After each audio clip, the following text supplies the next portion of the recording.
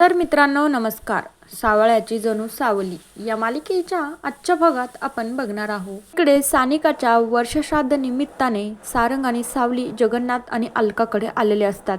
पूजा वगैरे झाल्याच्या नंतर अलका राहिलेली पूजा करून घेत असते, पण आता जगन्नाथ सारंग सोबत बोलत असतो. तेवढ्या वेळात सावली बाहेर गेलेली असते.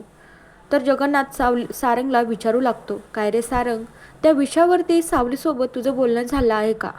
तर सारंग म्हणतो की जगन्नाथजी, तुम्ही मला डायरेक्टली विचारताय, मला या गोष्टीचं काही वाटत नाही, पण मी सावलीसमोर हा विषय कसा काढायचा तुम्ही तरी मला सांगा बरं का. मी तिला असं म्हणायचं की सावली, तुझ्या आयुष्यात तुझ्या नशिबामध्ये तुला आई होण्याचं सुख कधीच मिळणार नाही, तू कधीच आई होऊ शकत नाही, असा विषय मी तिच्यासमोर काढू शकतो का जगन्नाथजी? तुम्ही मला चांगलं समजून घेऊ शकता. मी तिला कसं सांगणार आहे जगन्नाथजी की सावली माझी कधीच आई होऊ शकणार नाही.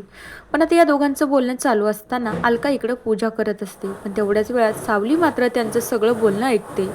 तर आता अलका मात्र पूजा झाल्याच्या नंतर उठून उभी राहते, तर इकडं बघितलं की तिला सावली दिसते. तिला तर सावलीला बघून धक्का बसतो. तर ती म्हणू लागते, अहो सावली. आता जेव्हा सारंग आणि जगन्नाथ सावलीकडे बघतात त्यांनाही खूप मोठा धक्का बसतो. जे सत्य हिच्यापासून लपवायचं होतं, अखेर ते सत्य सावलीसमोर आलंच आणि सावलीला ते ऐकता क्षणी डायरेक्टली चक्कर येते. आता सावलीला जेव्हा चक्कर येते तेव्हा सारंग मात्र ती बेशुद्धच पडते. डायरेक्ट तिला शुद्धीवर आणण्याचा प्रयत्न करतो. तिथून मात्र घाई गडबडीने ते तिला घरी घेऊन येत असतात.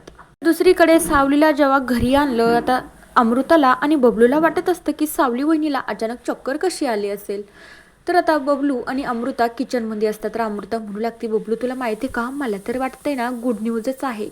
तर बबलू हसायला लागतो, हो अमृता वहिनी, तुम्ही जे म्हणताय ना हे खरं व्हायला पाहिजे, खरं चार मला हे असंच वाटतं. आता दुसरीकडे सावलीला तिच्या रूममध्ये बेडवर टाकलेलं असतं, ती मात्र शुद्धीवर नसते. तेवढ्या वेळात तिच्यासोबत त्रिलोत्तमा, चंद्रकांत सगळे तिला भेटून जातात. त्रिलोत्तमा तर तिची खूप काळजी वाटू लागते. खरंच ही मुलगी खूप चांगलं आहे, प्रत्येकाचं चांगलं होण्याचाच विचार करते, म्हणून त्रिलोत्तमाला ती आवडत असते. पण त्रिलोत्तमाची सौंदर्याची वाक्य एकच आहे, तिला काळा कलर अजिबात आवडत नाही. पण जेणेकरून ती मात्र काही का होईना पण मात्र तिला ती भेटायला आलेली असती. आता जगन्नाथ आणि सारंग तर तिथेच असता. तेवढ्या वेळामध्ये अमृता तिथे येते. डॉक्टर पण सावलीला चेक करण्यासाठी घरी बोलवलेले असतात. डॉक्टरांनी सावलीला चेक वगैरे केल्याच्या नंतर अमृता म्हणू लागते, मला तर ना डॉक्टर साहेब वेगळीच शंका येत आहे, मला तर खूप आनंद होतोय. आता डॉक्टर मॅडम म्हणतात की हो तुम्ही म्हणताय ना अगदी ते बरोबरच आहे. तर अमृताला वाटत असतं की खरंच सावली आई होणार आहे, सावलीने खूप छान गुड न्यूज दिली. तर सारंग आणि जगन्नाथ फक्त एकमेकांकडे बघू लागता. हा ग्रहाचा चक्र कसा बदलला आणि कसा नाही ते विचारात पडता.